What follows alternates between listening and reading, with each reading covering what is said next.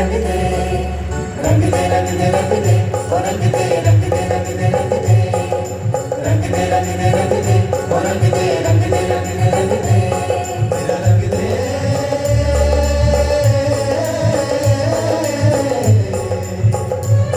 मेरा रंग दे, बसंती चोला माए रंग दे, मेरा रंग दे, बसंती चोला माए रंग दे, मेरा रंग दे, बसंती चोला रंग दे, रंग दे, रंग दे, बसंती चोला माए रंग दे, मेरा रंग दे,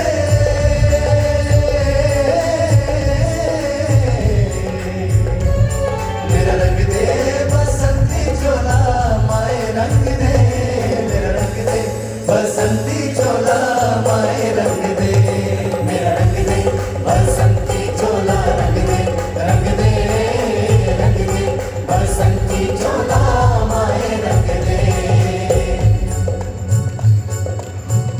निकले हैं वीर जियाले यूं अपना सीना ताने, हंस हंस कर जान लुटाने, आजाद सवेरा लाने,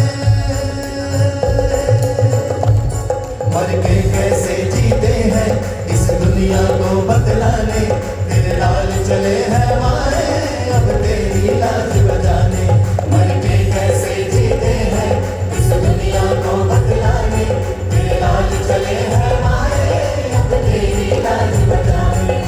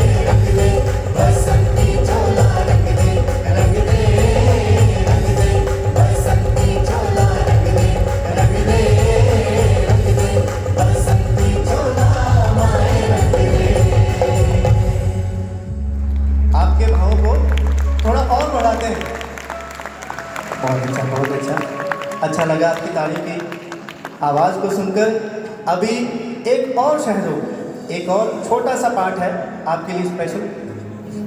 आप सबको याद होगा, जैसे हम गाएंगे तो आपको याद आ जाएगा वो, और साथ में हमारे गाना है और ताली बजानी है। अगर मन करे, मूड करे तो थोड़ा नाच भी लीजिए। क्या क्या बहुत, चलिए शुरू करते हैं।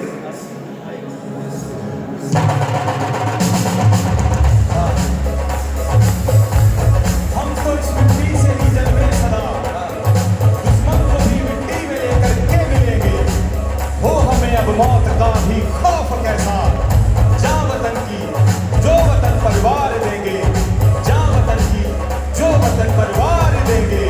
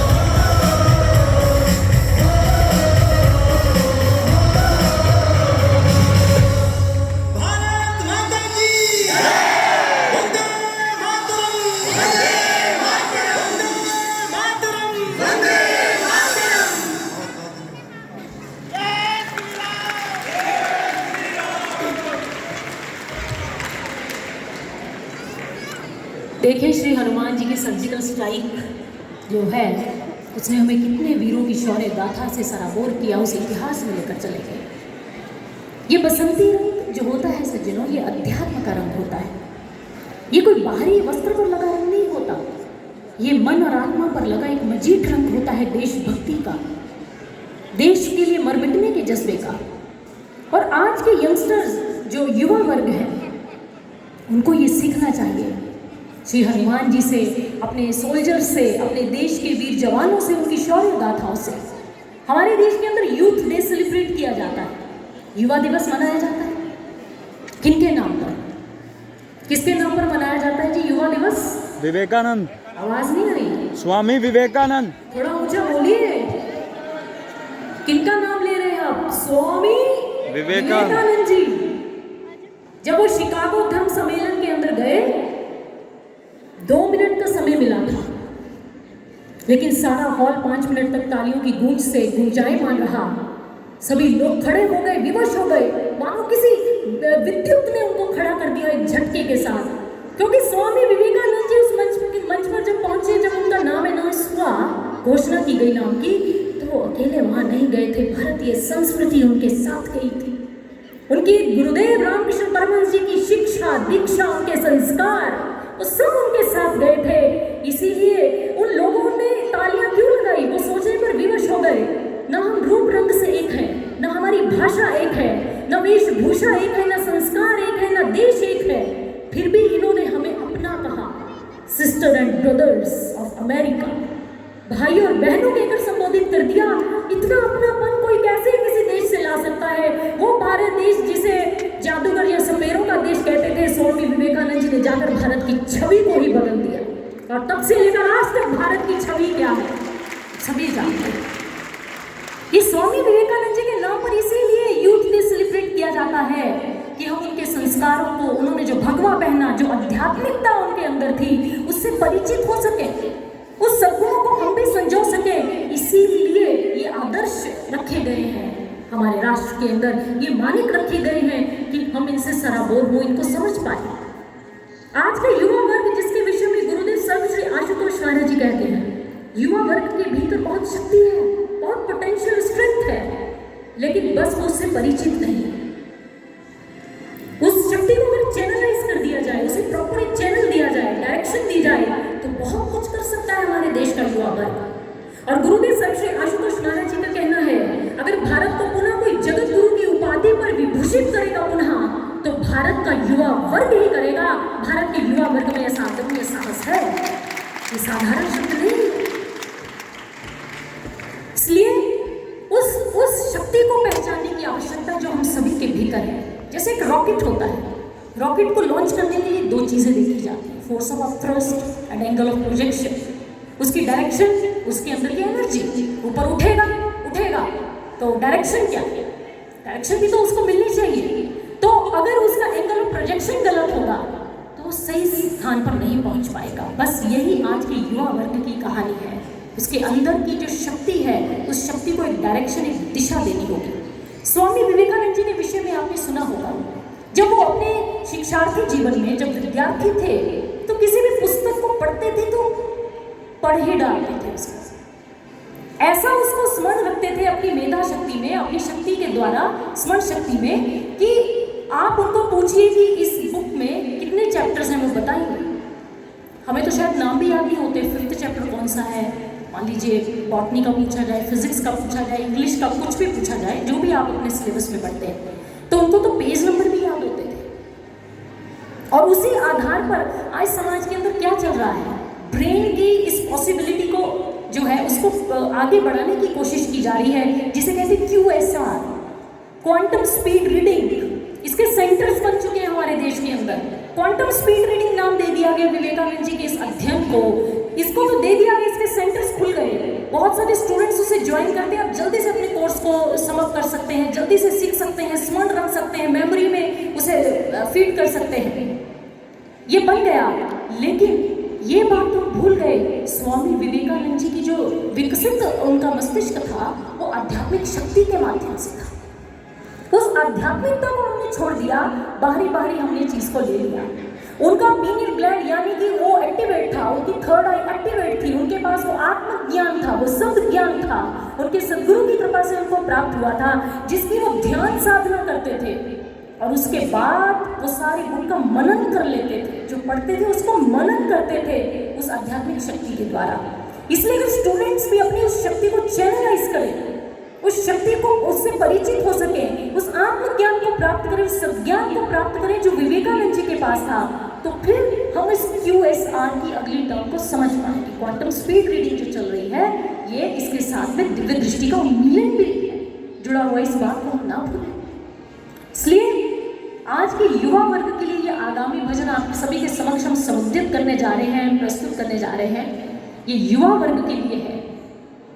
हमने नशाखोरी में नहीं पढ़ना, हमने चरित्र गिरावट में नहीं पढ़ना, हमने अपने नैतिक मूल्यों की जड़ों को मजबूत करना है। स्वामी विवेकानंद जी जब एक बार विदेश में गए तो उनके वस्त्रों को देखकर कुछ मनचले युवकों ने अंग्रेजी में उपहास किया कि शायद इनको आंग्ल भाषा नहीं आती है, इंग्लिश बोली नहीं आती।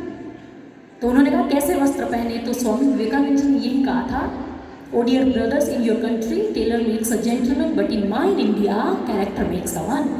आपके देश में दर्जी से सिले कपड़े पहनने से आप भद्र पुरुष बनते होंगे, लेकिन हमारे देश में तो चरित्र ही देखा जाता है, चरित्र की पूजा की जाती है, यहाँ चित्र की पूजा नहीं की जाती है। ये ऐसा भारत देश है।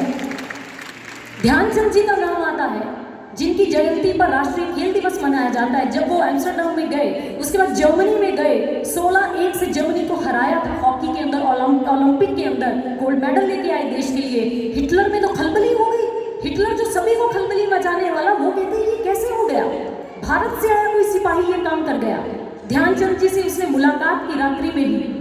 अब उसने पूछा कि भाई तुम क्या हो, वहाँ क्या पोस्ट है? उन्होंने कहा इसकी एक सिपाही है। उसने कहा कि मैं तुम्हें मार्शल फील्ड का एक ऑफिसर बना दूंगा, तुम हमारे यहाँ पर आ जाओ, तुम्हारे भारत देश ने तुम्हें दिया क्या है, तुम्हें तो इतना हुनर है। तो ध्यानचंद जी ने एक बात बोली थी हिटलर को, उन्होंने कहा था कि मेरे देश की जिम्मेदारी नहीं है मुझे आगे बढ़ाना, ये मेरी जिम्मेदारी है अपने देश को आगे बढ़ाना, मेरे देश ने मुझे बहुत कुछ दिया।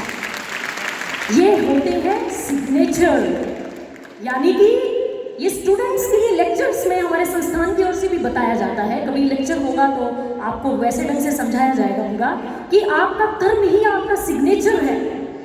जैसे ध्यानचंद जी का ये सिग्नेचर बन गया, एक मार्क बन गया ये बात, ये हमारा कर्म ऐसा होना चाहिए, हमारे एथिक्स ऐसे होने चाहिए। तो इसलिए युवा वर्ग हमें अपने अंदर की शक्ति से परिचित होना है, ना कि बाहर की इस अपनी एनर्जी को स्कैटर्ड नहीं करना है, क्योंकि हम एक मैग्नेटिक पर्सनैलिटी हैं, ये माना गया है साइंस के द्वारा भी। तो हमें बस उस मैग्नेट को एक्टिवेट करने की आवश्यकता है, उसके जो स्कैटर्ड पॉइंट्स हैं उनको इकट्ठा करने की ज़रूरत है, बस फिर चुंबक के कण अपने आप खींचे चले आएंगे। एक मैग्नेटिक पर्सनैलिटी बनने में कोई देर नहीं लगती, हमारे भीतर ही सब कुछ है। तो युवा वर्ग को एक दिशा दिखाता हुआ भजन है, आइए इसे श्रवण करते हैं।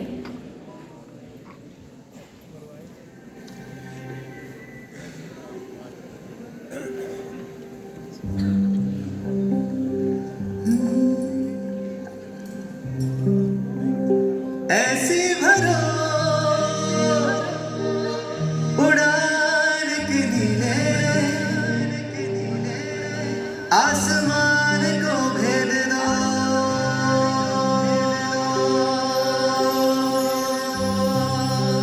राहों में तेरे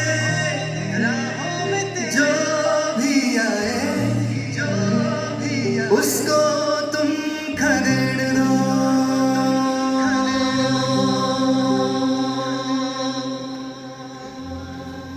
ऐसी भरो उड़ान के नीले, आसमान को भेद दो,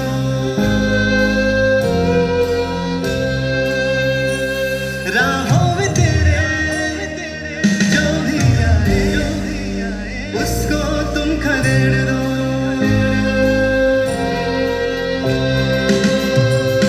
ना कोई आंधियां तुम्हें तेरी राह से हिला सके, संकल्प हो ऐसा तेरा जो मंजिलें दिला सके। ना कोई आंधियां तुम्हें तेरी राह से हिला सके, संकल्प हो ऐसा तेरा जो मंजिलें दिला सके।